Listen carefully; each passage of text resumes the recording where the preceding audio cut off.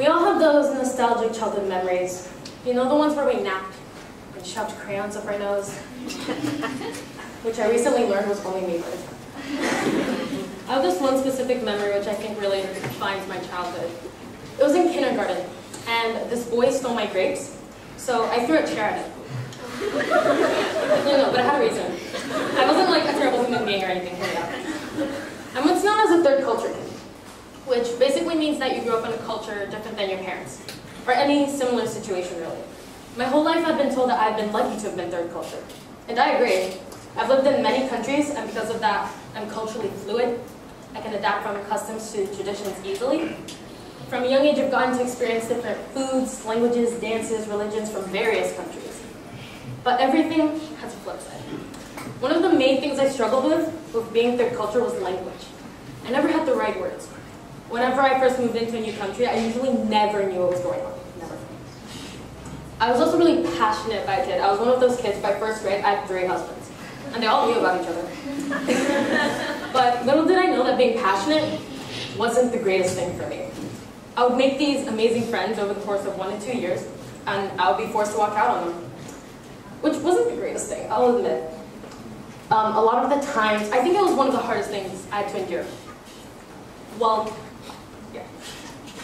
But I had little things that picked me up. My mom, she had a stack of Diana Ross CDs that I would occasionally listen to. And I, as an elementary school kid, could relate to this heartbroken 30-year-old crying about her like cheating husband. Another thing I struggled with was the education system. They're all different around the world, I'm sure you know. But I was also obsessed with musicals. So I would go up to my math teacher and say I couldn't do the rationalization homework, but I could sing the whole Phantom of the Opera score from beginning to end, no problem. She wasn't impressed. So. Another thing that I thought was really cool back then, not so much now, was Kids Bop. Do you guys know what Kids Bop is? Yes. Yeah. Okay, come through. It's basically where a bunch of prepubescent American teens come together and sing American pop songs, but like the clean version. So I brought this culture here to Japan. Yeah. And in music class, our music teacher made us suggest a song for a mandatory school winter concert, and I suggested the Kids Bop version of God's Plan by Drake. It didn't get chosen. She wasn't that enthusiastic. But yeah, over time, I became obsessed with music. It was a coping mechanism for big issues, small issues, like moving miles away or like a nerve-wracking test. But music was always embedded into my life. It was a consistency, and that consistency meant everything to me. I didn't have to leave it in a country because it didn't fit in my suitcase, or I didn't have to give it to a friend, like someone said. So recently I realized that music has become a safety net for me. Nothing like car insurance or home insurance, which is what happens when you Google safety net, by the way, but an actual safety net of a trapeze artist. So you guys might be thinking, what is a safety net?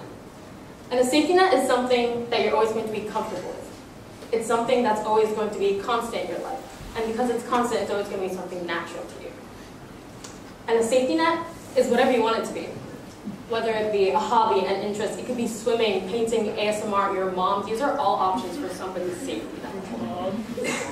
And this is a chart of what a safety net can comprise of. As you can see, it's something you love to do and find comfort in, and something you love to do and find comfort in. My main point is it's something you love to do and find comfort in.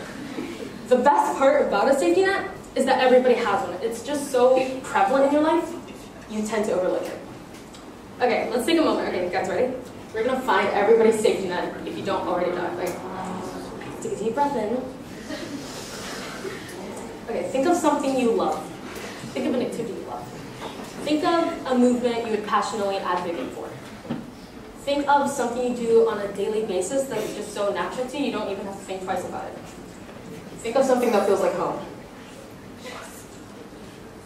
Okay, got a general idea? That's what your safety net should feel like. It's not something you do for college credits or to please your parents. It's something you do purely for yourself. And that's the best part. It's all about you. It's all about what makes you comfortable. And a safety net has no limitations. Our lives are constantly being thought of as restrained, limited, restricted through all these third factors. But a safety net has none of that. It's literally a superpower we get for free. Like, who doesn't love free things, right? Okay. I know that I see a lot of diversity here. And I think it's fair enough to say that we have all might have struggled when first fitting into the international community here in Tokyo. And here's what I have to offer. Be vulnerable. It's fine if life gets the best of you.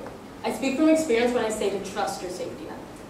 And I also speak from the bottom of my soul when I say I have made many, many, many mistakes. Many, more than I can count. But I always had my safety net. Okay, normal people, they fall and they struggle to get back up, and it's kind of sad. But you and I, and everyone in this room, know the secret. Whenever we fall, we bounce back up. You feel me?